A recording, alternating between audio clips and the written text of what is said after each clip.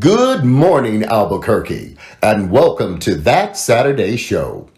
Brought to you by the Albuquerque Center for Peace and Justice. And now, here are your hosts, Jim Harvey and Alexandra Germaine. Good morning, Albuquerque, and good morning and welcome, Alexandra. Good morning, Jim. I'm so happy to be here. I am so happy that you're here as well. This is an exciting day. It really is. So how was your week? My week was good. I'm finding that it's new week, sometimes the same, sometimes the new. Yeah. And I'm rolling with it. Good. How was yours? Oh, mine was good. In fact, I found some time to do something thanks to COVID-19 that I needed to do anyway, and that is to sift through my closets and find shoes and clothes and stuff that I haven't worn in a year or more. And how much did you find? It's bags. It's bags. Okay. It's lots of stuff. But if I haven't worn it, I've come to the conclusion I obviously don't need it. You don't need. I might. So okay, so I'm going to bring them before I send them anyplace else. I'm gonna hold you. You to and that. you and I can sit down. And you can go through them and whatever you want, just pull it out and run with it. Oh, trust me, Okay? I will. All right then. Yeah, so that's how that's been. So you're here with us on That Saturday Show. Yes. And we're so happy about that. So tell us. Thank you. Who is Alexandra Germaine? I mean, I'm trying to figure that out myself. But for the Okay, most part, all right. I am an Albuquerque, New Mexico native. I was born and raised here. My parents are from Haiti, so I am a Haitian American at heart and in my soul. I love to give back and in my community, and I love to be involved and to have my hands as many pots as I can. And that's why I'm so happy that I aligned myself with That Saturday Show. And I'm so happy to be here. You know, I know your mom, who's a powerhouse in political circles in this town. She is one that you just can't slow her down. No, you can't. I love that woman. And your dad is such an incredible musician. Yes. You know, got his own band, and when he picks up that guitar, I say, all right, Duke, you go for it. I have the cool dad, the strong, sophisticated mom, and they rub off me 50-50, so I'm happy to be here. You got it honest, and we're glad that you're with That Thank you Saturday so much, Show. Jim. Thank All you. right. So let's go on to news clips for the week and talk about some things that I think are really important to bring to everybody's attention, okay? We've survived, of course, the racist and fascist attacks on the Capitol on January 6th, and we followed that immediately with the inauguration of President Joe Biden, gee, that sounds good, and Vice President Kamala Harris, gee, that even sounds better. Finally, the country has gotten rid of the criminal enterprise that had occupied the White House, and we think we've got a government for a change, and so we look forward to good things happening. Out of the House of Representatives, of course, they have impeached Agent Orange for the second time, and we are keeping our fingers crossed that there'll be enough conscious members of the Republican caucus in the Senate to join with the Democrats and, in fact, make an important decision, and that is to convict Agent Orange for all the crimes he was engaged in that led up to the attack on the Capitol. We just hope that that happens. The Republicans are pretty slick, though, and I don't hold out much hope for them making the right choices, but we can hope springs eternal, right? So, legislation here in the state of New Mexico. A couple of really exciting bills are pending. Of course, there are many. This is a full session that runs 60 days. And so one of the things that I'm most excited about is the fact that the ACLU and Friends have been pushing a bill that would eliminate qualified immunity.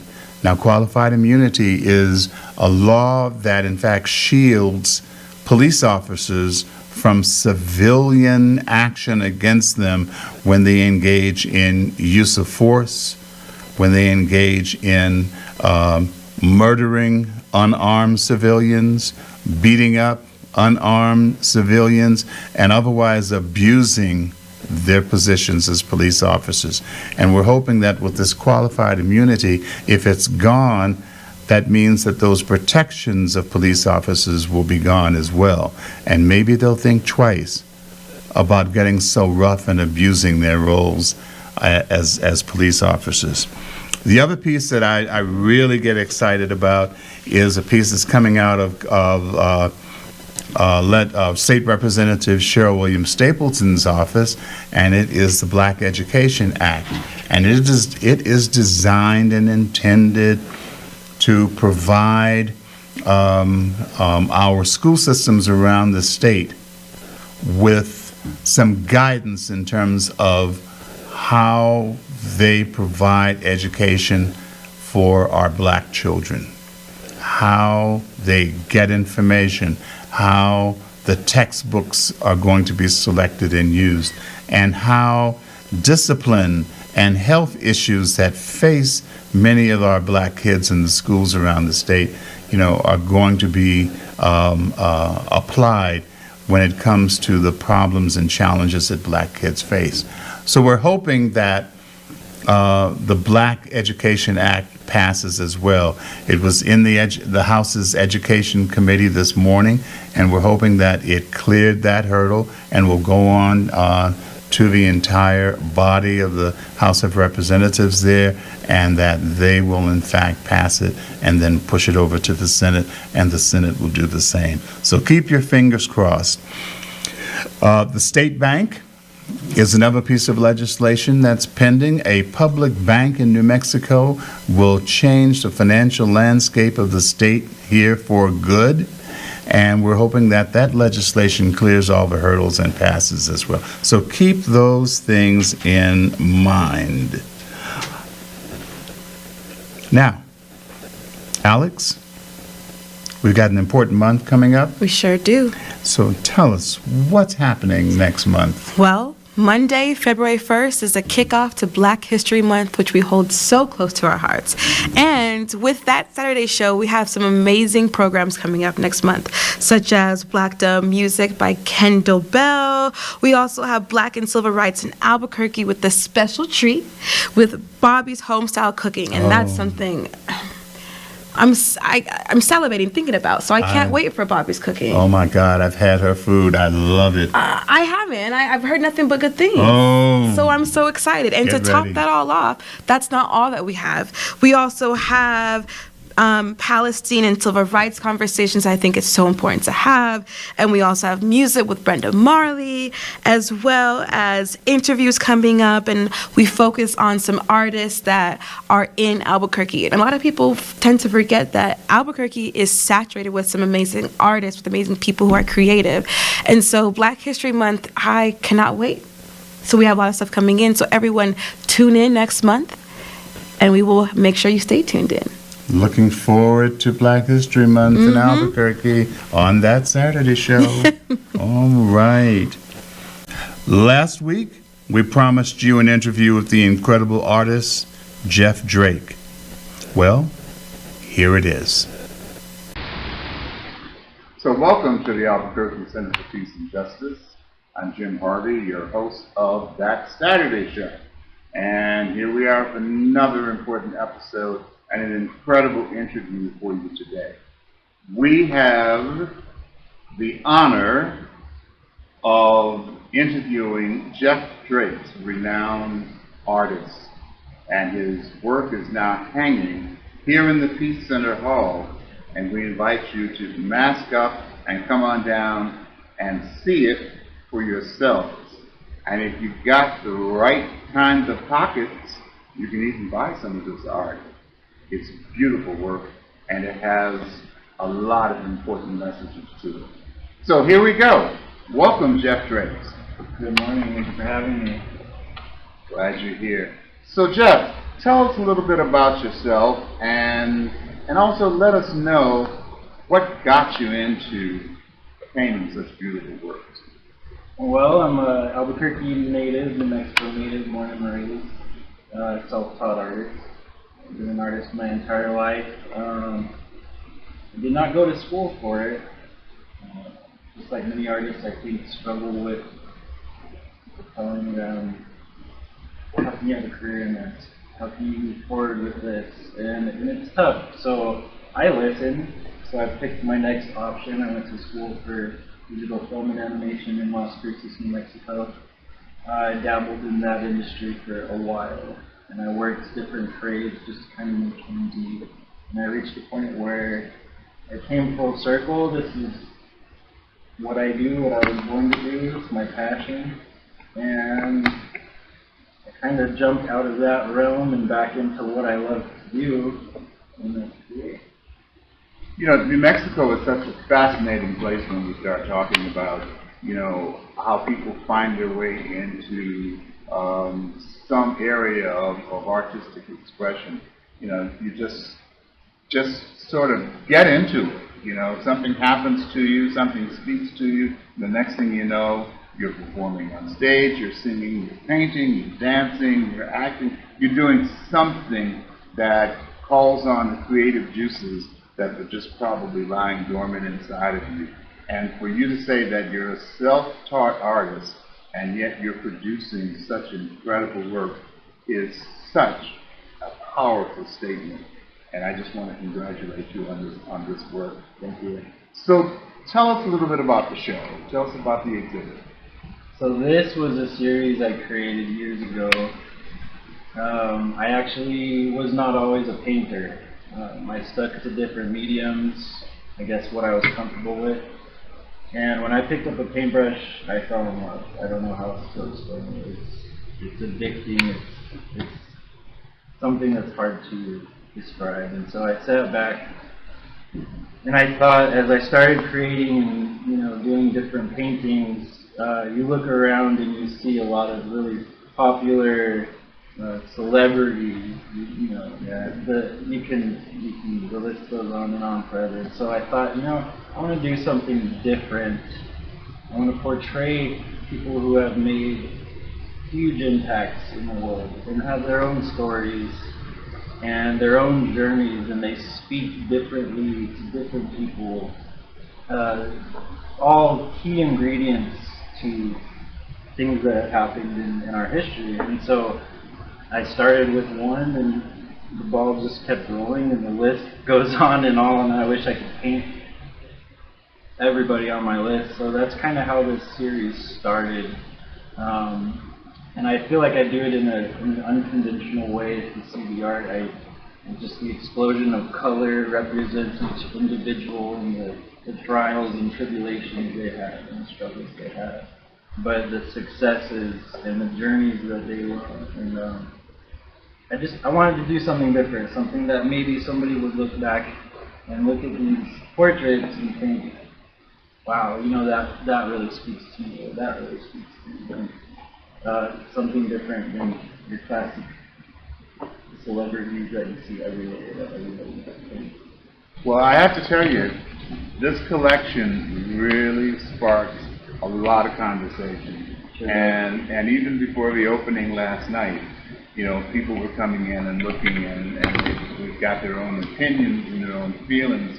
And I think that's probably one of your intentions, was to get people actually thinking about, you know, who's up there and what they represent.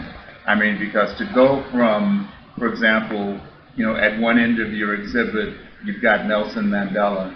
Right. And at the other end of your exhibit, you've got Golda Meir. You know, that is quite a contrast for a lot of reasons.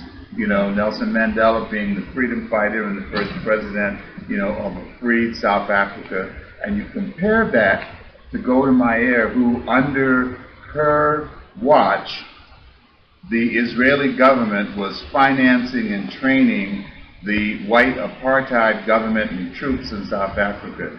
That's an interesting contrast, and that gets a lot of people talking. And so I think that was intentional, wasn't it? Yes. Yes. Yes. All right. And it's a beautiful thing, however you look at it. Just like Nelson Mandela has his story, he was a hero in his own way, just as Golda Meir was a hero in her own way.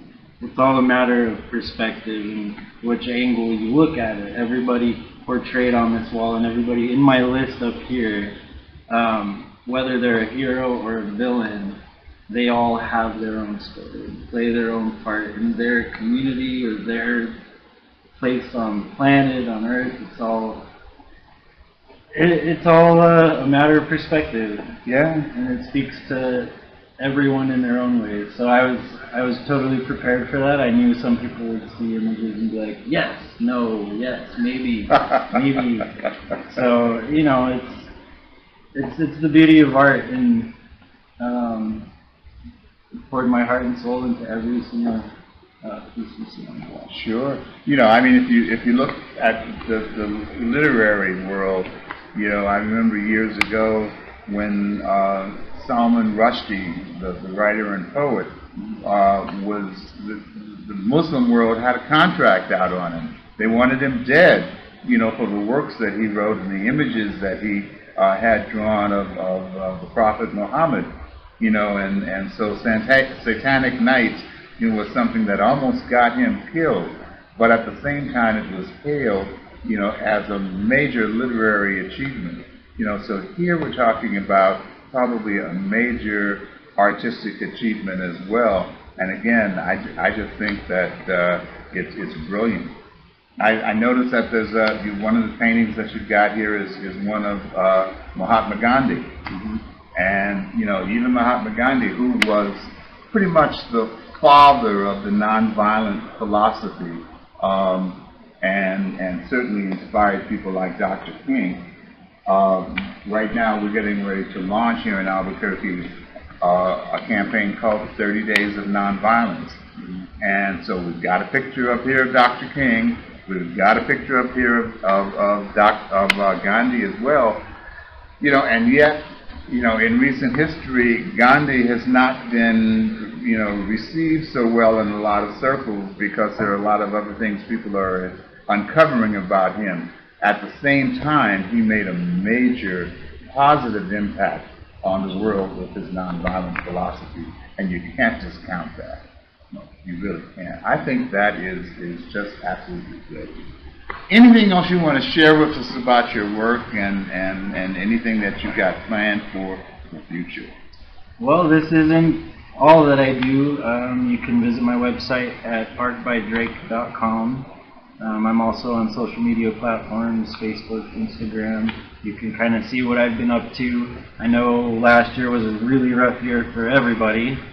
I had the honor of being accepted in the Balloon Fiesta Rio Grande Arts and Crafts Festival, and those obviously got shot down. So hopefully we'll be seeing a visual tour of that in this year for Rio Grande's Arts and Fest.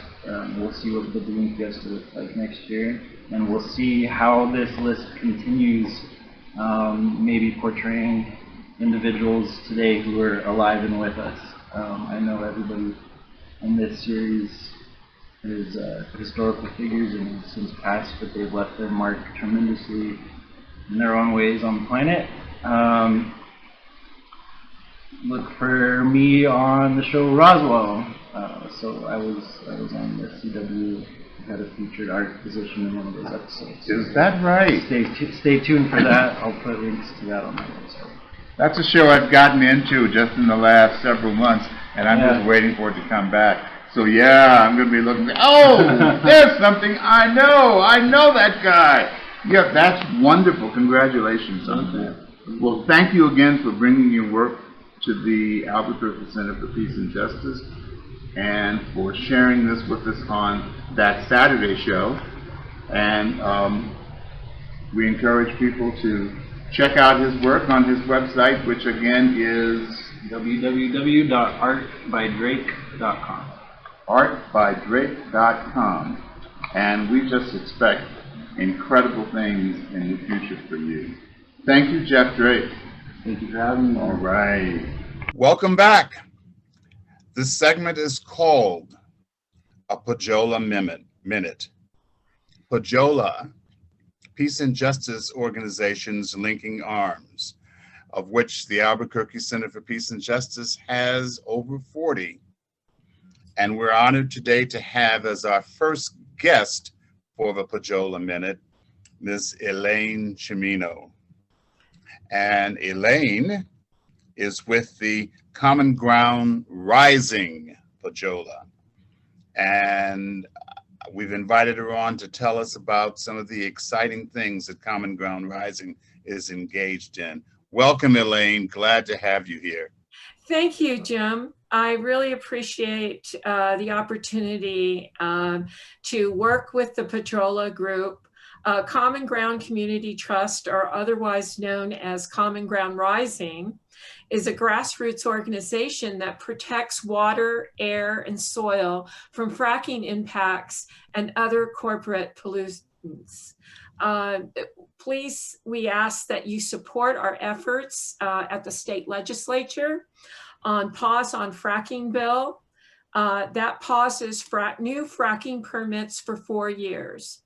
It allows us to gather data from 8 state agencies that will report the findings to the governor and the state legislature to plan a path for transition that is based on data and science and combines equity and justice for the residents in the state. You can find more information about our organization at www.pauseonfracking.com or commongroundrising.org/blog is our website.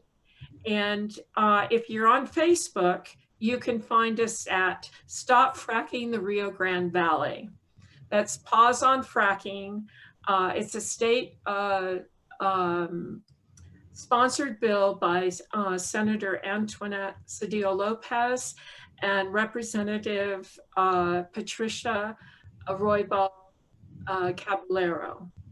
And we really appreciate the opportunity to work with the Peace and Justice Center and the PAJOLA groups, because it is that unity that brings us together in community. Thank you so much for that, Elaine. And we're going to post that flyer, Pause on Fracking, on our site here for all of our viewers to see. We'll include it on our webpage, and we will be sure to also include it in our upcoming newsletter. Great. Do you have any parting comments before we end our first and incredible segment? Other than you wear a mask, because when we wear a mask, it's an act of love. That is terrific. Good advice. And thank you again for sharing that. And we'll just be right with you. Okay. Every step of the way. Anything we can do to join in this effort, we want to certainly be there to support our PAJOLA member. And again, Elaine, thank you so much. Thank you for this opportunity. All right. And we'll see you again soon. Peace and blessings. All right. Next, we have our beloved and unforgettable Hasani with Good News. Hasani, what do you have for us this week? Thank you and good morning. Welcome to Good News. I'm your correspondent, Hasani Olujimi, and I'm Gugu for Good News. The goal of this segment is to inspire and uplift you, the viewer, with nothing but good news. So let's jump right in. Recently, a P&M meter reader, P&M is an electrical company here in Albuquerque. The meter reader, Louis Apodaca, saved the life of one of the customers. Previously, Louis had called the customer, made arrangements that they would put their 2 Great Dane dogs away and unlock the gate for him to read the meter on the following day. When he arrived, one of the dogs, who's always aggressive, was acting in distress. And so Louis was worried and felt something was wrong. Even though the gate was locked, he was able to push past and get into the yard. The dog led him halfway to the owner and then sat down, as if to say, I know you're here to help. So when Louis looked over, he saw the customer laying face down in a pool of blood, cracked nose, scrapes on the face, 2 broken ribs. He looked and saw the customer laying there and ran to his truck to get supplies. When he came back, he proceeded to give first aid and called 911 until the ambulance got there. Louis says that he loves his community and his sense of caring is very strong, and we should all be trying to achieve that sentiment of helping our neighbor in the time of need. Now, isn't that Good news? So, our next story goes like this. A police officer in Somerset, Massachusetts purchased Christmas dinner for a family in need after responding to a theft. Officer Lima was called to a Stop and Shop due to a theft. 2 women and 2 small kids were in the self-checkout lanes. The women were scanning some items and putting them in the bag and then just putting other items in the bag, not scanning. Asset Protection called the police. Officer Lima came out on the call. Officer Lima pulled one of the women to the side and the lady shared this. She was working, but the mother of the children wasn't and was having some family issues. So her and the other lady, they decided to take a few items to help the children have Christmas dinner.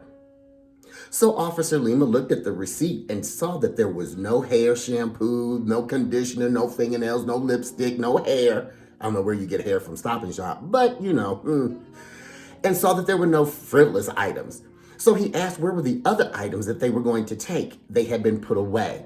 Officer Lima purchased a $250 gift card for the ladies, and he did not press charges, even though he does stand up for the law. He thought he would just give them a break and help a family in need. Now, isn't that good news? Yes, it is. I'm kind of hungry now. It's too late for Christmas dinner. Or, depending on it, it's January. It's too early for Christmas dinner. I am. So let's move right along. Our next story is about a young woman who saved a family of 6 from a house fire. Carolyn Stitch, she was at home getting ready for work when she looked out the window combing her hair and saw that her neighbor's house was on fire. Apparently they didn't know, and she ran over and started banging on the doors. And the family finally came out, and when they did, the roof suddenly fell in. The officers credit Carolyn for her bravery and aiding the family to leave a burning building. Now, isn't that good news? See, every family, every neighborhood needs a Miss Kravitz, someone always on the watch, helping you out in the time of need, or just being nosy. Well, this next story is not so much about the price of gas, but it does mention a gas pump. The title reads, I fell to my knees at the gas pump. Laid off teacher wins $250,000. Mr. Camp, a teacher in North Carolina, had been laid off from teaching, and a month later, after being laid off, his mother passed of COVID. Being in a very dark place, he knew that he had to rely on all of his friends, and they patted him on the back and lifted him up and says, you can do this, we believe in you. Pull yourself up by your bootstraps. You got this, man. And so he did. Now, every Thursday, he goes to the gas station and buys 1 scratch-off ticket. Well, this particular Thursday, he bought 2. He scratched off the first one, nothing. The second one, he fell to his knees at the gas pump. He won $250,000. Now, what he plans to do with that money, he says, is to buy a house, put money aside for his daughter's education, and make a safe place for his grandchildren. He says this in closing, I want to have something for us. I was never given anything. No one ever passed anything to me. But now is my opportunity to pass on to my family. Now, isn't that good news? Now, before I go, I have to tell you a little personal story. I was at the bar and a cricket came in. The cricket sat down next to me and the bartender looked at the cricket and said, hey, we got a drink named after you. The cricket looked at me, looked at the bartender and said, now why would anybody name a drink Steve? Yes, we here at Good News News strongly believe that the best way to turn a frown upside down is to get Google for good news. I'm your correspondent, Hasani Olujimi, and I'm Gugu for Good News. See you next time. Bye. And we are back at That Saturday Show, and it's time for Perspectives.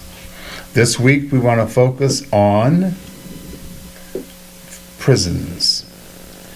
Recently, we received the good news that President Biden has defunded or removed all federal funding in support of private prisons in the federal stream. That means then that any private prisons that were doing business with the federal government are going to have to go elsewhere. And that is great news. In New Mexico, we've got a different story, however. Here we have, at one point, as many as 11 privately owned prisons.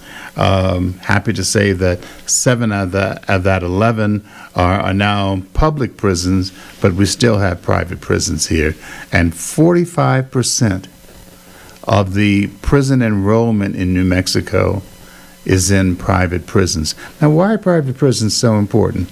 Well, they make money. They make money for the owners. They make money for the investors. They make money for the stockholders. And in this instance, most of them have contracts built into their relationships with county governments and state governments that clearly state that if enrollment falls below a certain point, and it's usually around 95%, then that county or that state government is on the hook for the difference. And that means then that the incentive by police departments, by state police, by county sheriffs to keep those prisons filled by any means necessary is a pretty high incentive.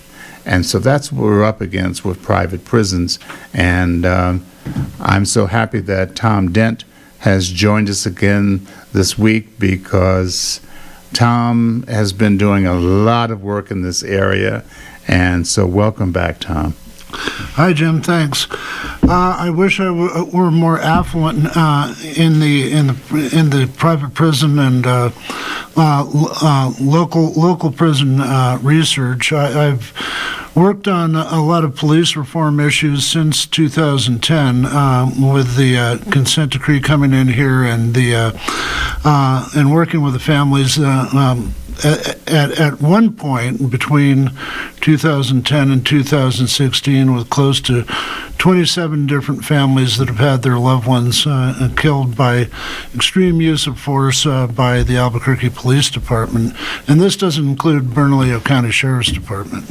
Wow. And, you know, that's an interesting statistic, because I also know that the reports on extreme use of force, or just use of force in general by the police department, those stats are pretty staggering. And the number of reports that go to the governing body here in the state for them to investigate shows that there's a backlog. And that backlog's been around for a few years now. What's going on? Well, there's a large backlog that was held up at the DA's office and hasn't really gone straight through there from APD to the CPOA, or the Citizens Police Oversight Agency, that should be processing them now. And the actual number of super serious use of force cases since 2016 is kind of cloudy as far as the public's research at this point. Wow. So we can go back as far as 1994 and beyond, but in 1994 in particular, when the federal crime bill was signed, and it just led to the mass incarceration of people all over the country, and New Mexico is no exception. Mm-hmm. Well, there was this guy that came in at the end of the Gary Carruthers governorship in New Mexico, and through Gary Johnson's, straight from Clearwater, Florida, where the Wackenhut Corporation is based. His name was Rob Perry, and he became, I believe, a two-term corrections secretary for New Mexico. And along with Wackenhut, which is now called the Geo Corp, they built the majority of private prisons in the country, and definitely built the first 3 private prisons in New Mexico, including the Torrance County facility. Wow, I remember Wackenhut when it was just a small private security company providing private security for small businesses and event stadiums and places like that. Wow. GeoCorp. Well, they cited things in the past, and everybody remembers the horrible riot at the state pen in 1978, but Perry's administration had their own problems. I mean, to tout the construction and widespread development of private prisons, one of the things he did was in Guadalupe County, he took a lot of low-level prisoners that weren't up for very serious crimes and paraded them through D.C. and a couple other towns back east as if they were horrible, violent criminals from New Mexico. And there was also, once the private prison in Hobbs was established, there was a pretty nasty riot there, too, under Perry's tenure. And he changed a lot of the culture. There was a number of facilities in the state, Las Lunas. Even if you look at the old state penitentiary, they had stables. They worked with livestock. They raised a lot of their own food.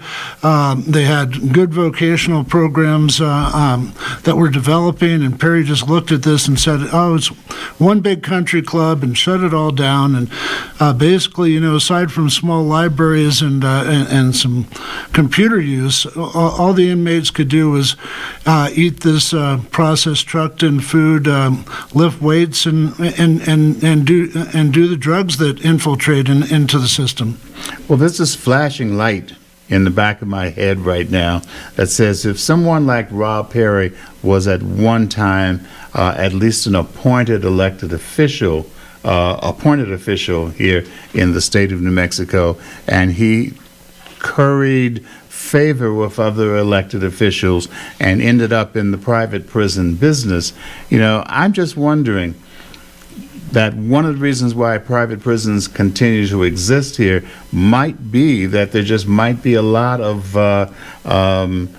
government-level investment, private investment in these private prisons.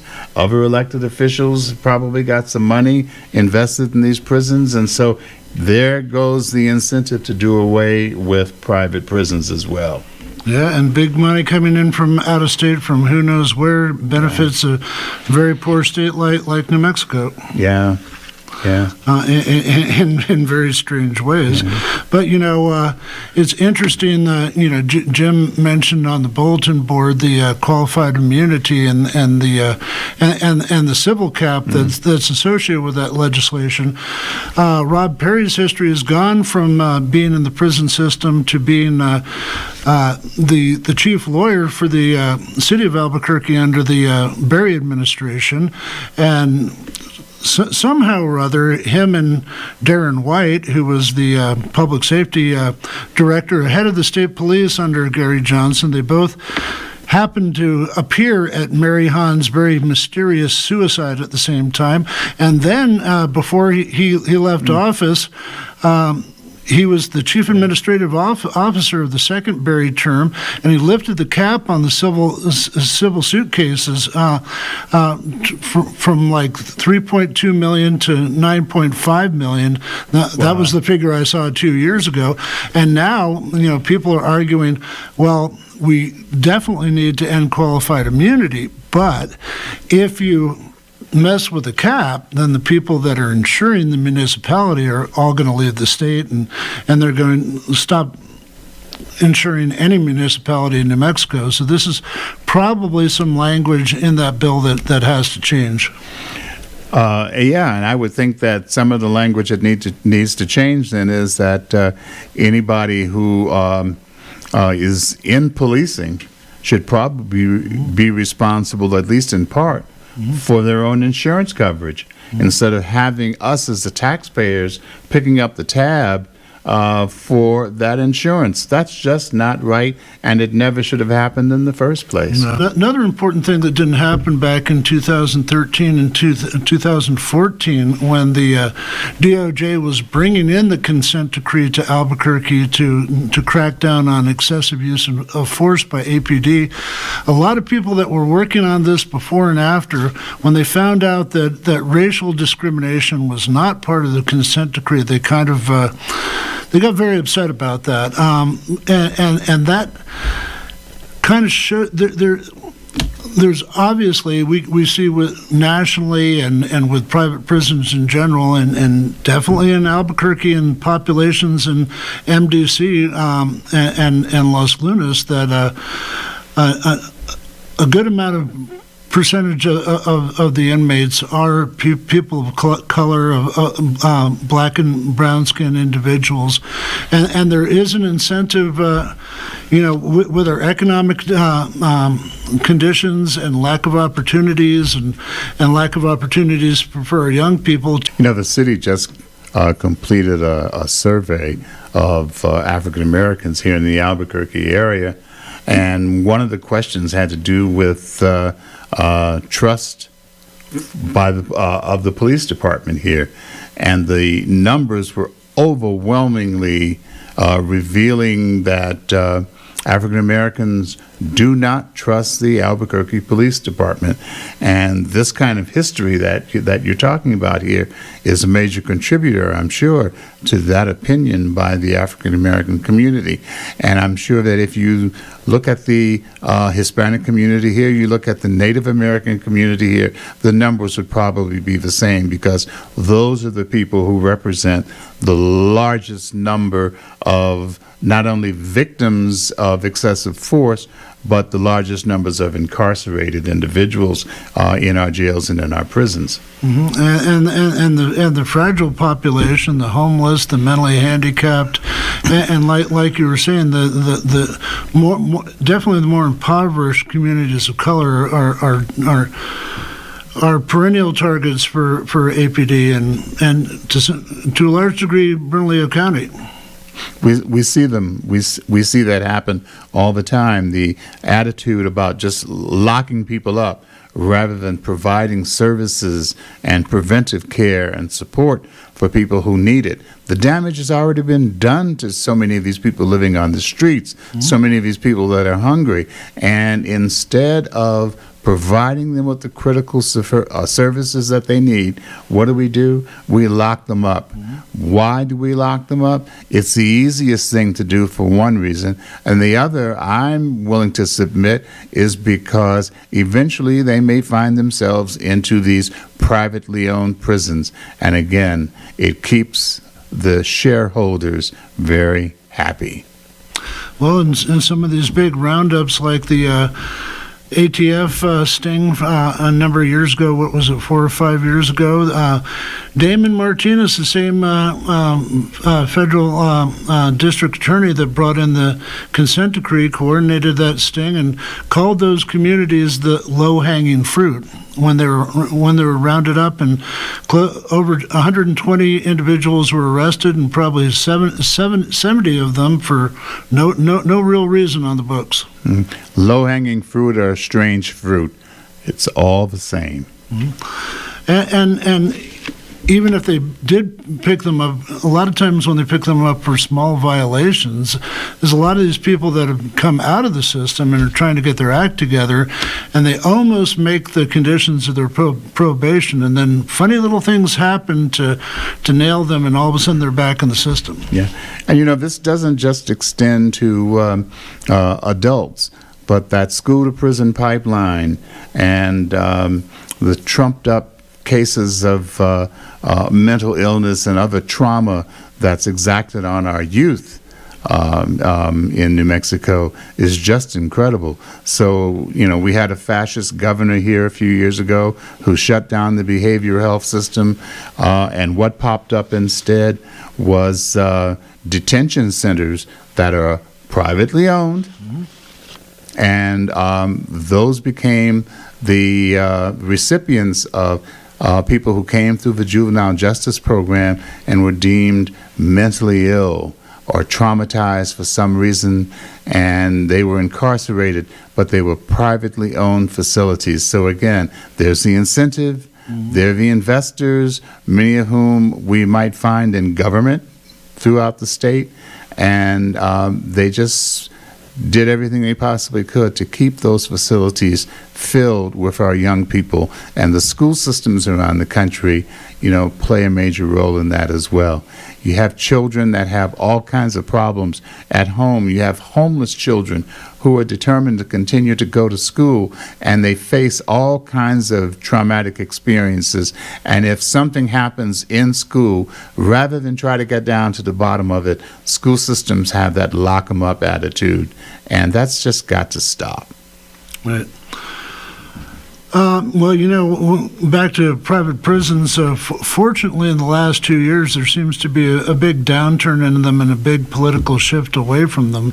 But as far back as 2 years ago, when we were talking about how this money and this influential money comes into some of our lawmakers and certain people in the state, it is notable that in 2018 that Mr. Steve Pierce, the head of the Republican National Committee here, received close to $10,000 from the private prison industries, but it's not just one party. I mean, Heinrich and Ben Ray Lujan, when he was a congressperson, received close to $5,000 in political contributions.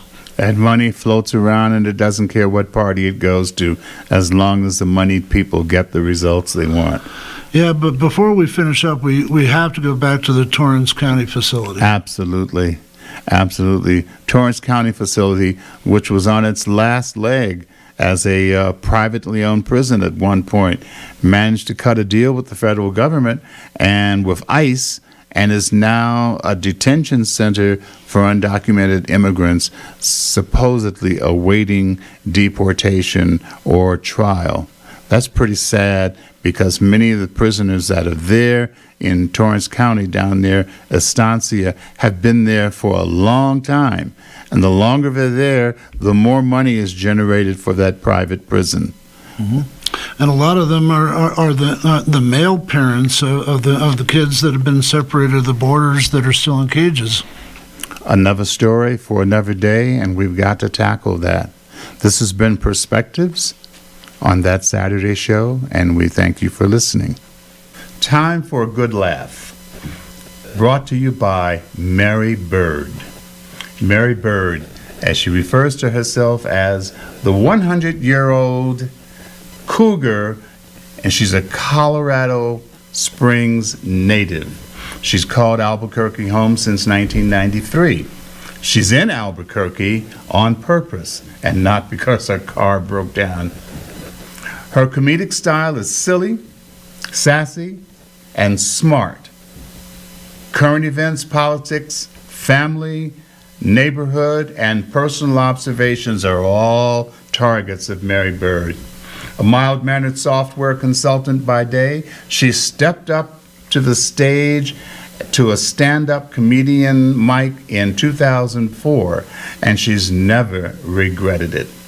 She travels throughout New Mexico and the western U.S. visiting thrift stores and stages, mixing jokes, stories, and sometimes song, leaving laughter in her wake. She was a finalist in New Mexico's CW My 50 TV Great Southwest Laugh-Off in 2008. Voted one of the area's top comedians in 2014 and 2015 by readers of Albuquerque the Magazine. She's a contributor to an award-winning blog called Albuquerque Comedy Com. Mary began producing shows under the Bluebird Comedy in 2013 to help showcase the abundant local talent, and was a co-host and producer for What a Joke, Albuquerque, a national fundraiser for the ACLU during the inauguration weekend in the dreaded 2016. She has opened for national headliners including Ben Kronberg, Billy Wayne, Mia Jackson, Bob Nelson, and so many more. She's performed throughout New Mexico and in Arizona, Nevada, California, Oregon, Washington, and Colorado. Gee, I could use her sky miles to travel around. Yeah. She's available for clubs and casinos and special events, probably bar mitzvahs too. corporate events and private parties, we give you Mary Byrd. Hi, I'm Mary Byrd, a 100-year-old cougar. I date exclusively younger men because all the men my own age are dead. I am delighted to be performing for the Albuquerque Peace and Justice Center safely and remotely. More justice, more peace. Now, if you've ever seen me before, you're probably thinking to yourself, dang, she's aged. Don't be mean. It's been a hard year, and 2020 counted for 5. You know, I used to laugh at my mom, mother of 7, when she said, I pee just a little bit every time I sneeze. That's not funny anymore. That is not that funny. I was recently mistaken for a sugar mama. They were mistaken. All right, I am more like a stale sugar baby, covered in lint, wrinkled and hard. But I could still come through if you have a low sugar situation. I'll melt in your mouth eventually.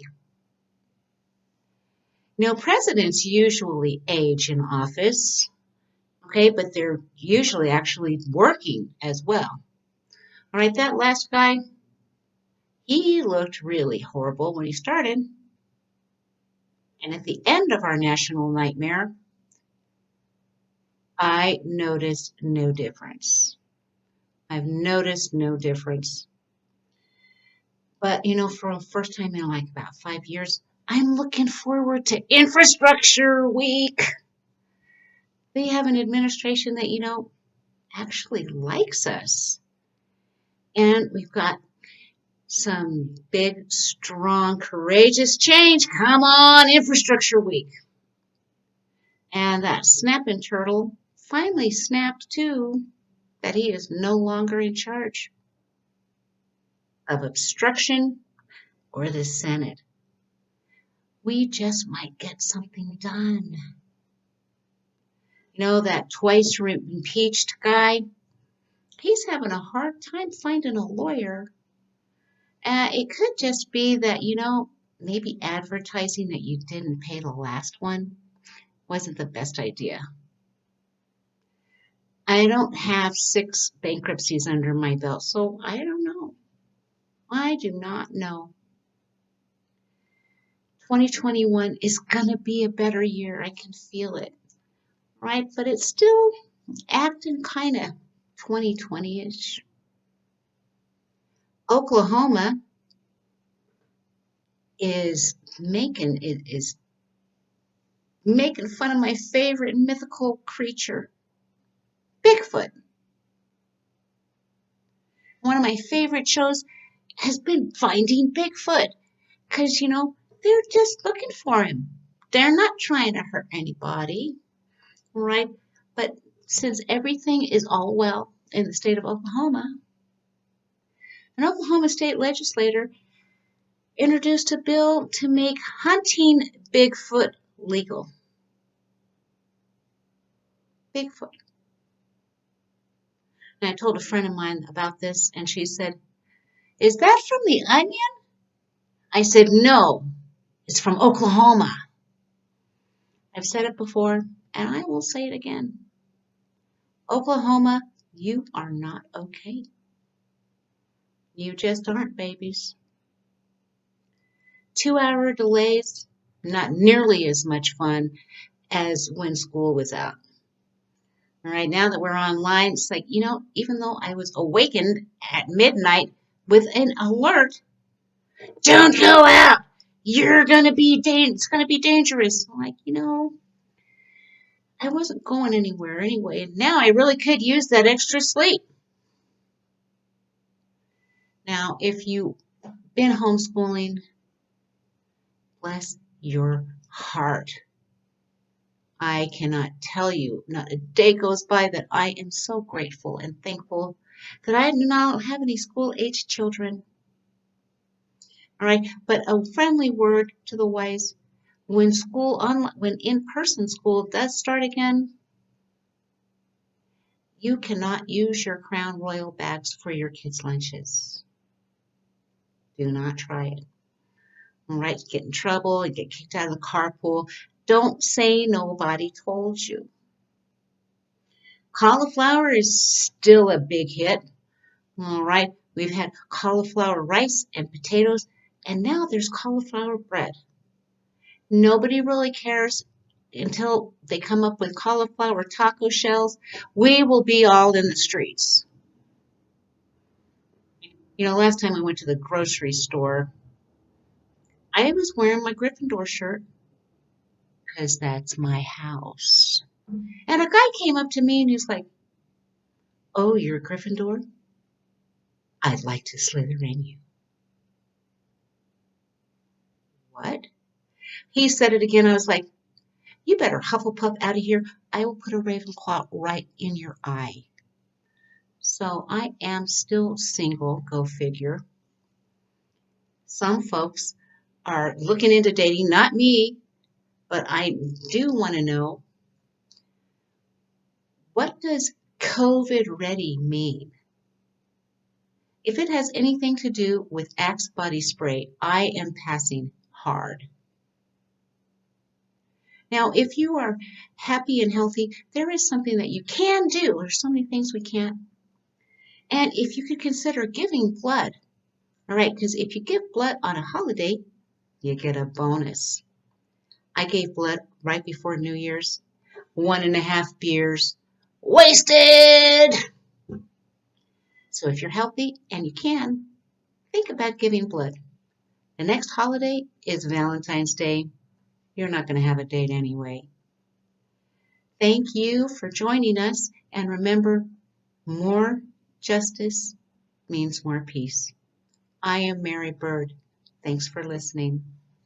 That's our show this week for That Saturday Show. We hope to see you and join us next week. And tell a friend. Remember, you can always find us on YouTube at That Saturday Show. And you can send comments and ideas to our new Facebook page, That Saturday Show ABQ. And special thanks to our director, Tom Dent, our technical director, Lloyd Thrapp, our technical manager, Lee Shepard, and our camera operations, Josh Mills. We'll see you next week. Thank you. Bye-bye.